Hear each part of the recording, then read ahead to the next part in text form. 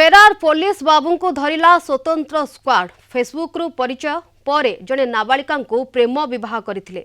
विवाह पर निर्यातना देउथिले पुलिस बाबू।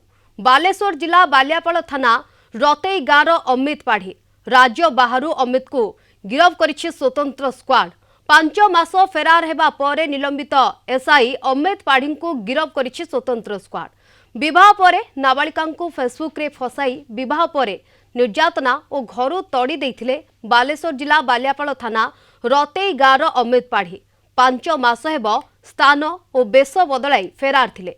थाना रे अभियोग करथिले मध्य पुलिस कोनोसी पदक्षेप नै नथिबा पीड़िता एवं तांकर मां अभियोग करथिले।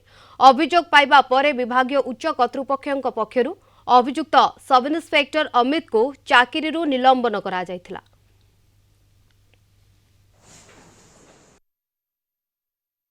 टाउन थाना से केस होता गत एप्रिल 27 तारीख एवं तारपरे आमर स्पेशल स्क्वाड सुब्रजित एसआई सुब्रजित कर नेतृत्व रे टीमटा लगी केलकेटा बेलकेटा सबुआडे गुणपुर रायगड़ा कोरापुट तापरे मयूरभंज बारिपदा गत काली से 5 दिन है कैंप करते विशाखापट्टनम आमर टीमटा गत काली बड़ कष्ट काली से विशाखापट्टनम धरले एवं धरिकी आसिक राति भोर भोर सकाळु पहुँचले।